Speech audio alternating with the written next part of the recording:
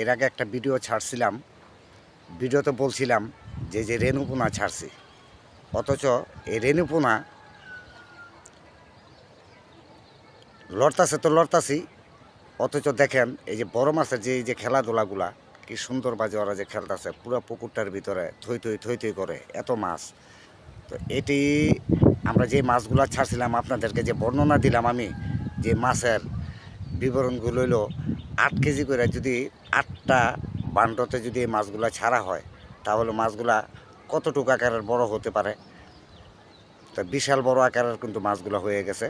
তো এখানে আমরা চিন্তা ভাবনা করতেছি আমাদের এই ছোটো ভাইয়ের যে পুকুরটা, এই পুকুরটার ভিতরে আমরা একটা চিন্তা ভাবনা নিছি, উদ্যোগ নিছি যে কিছুদিন পরে যে মাছগুলো ছাড়া হয়েছে এগুলা একটু পরিপূর্ণ, যেমন 1, 1.5, 2 কেজি হওয়া আগ পর্যন্ত আমরা এই কার্যক্রমগুলো চালিয়ে যাচ্ছি।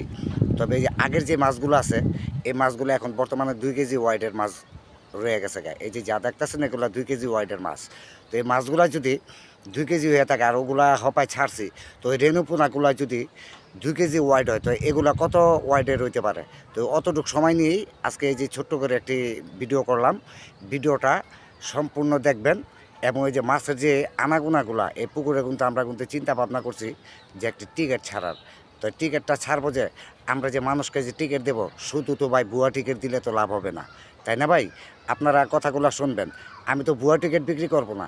আপনার আইসায় যদি এত দূর দূরান্ত থেকে আইসায় যদি টিকিট নিয়ে যদি আপনি যদি 2-4টা মাছ যদি ধরতেই বা না পারেন, তাহলে আপনার কিসের জন্য আসবেন ভাই? আমরা তার জন্য সসম্পূর্ণ কইরা এই যে ভিডিওটা বানাইলাম এই কারণে আপনাদের একটু অ্যাডজাস্ট করে দেখালাম আর কি।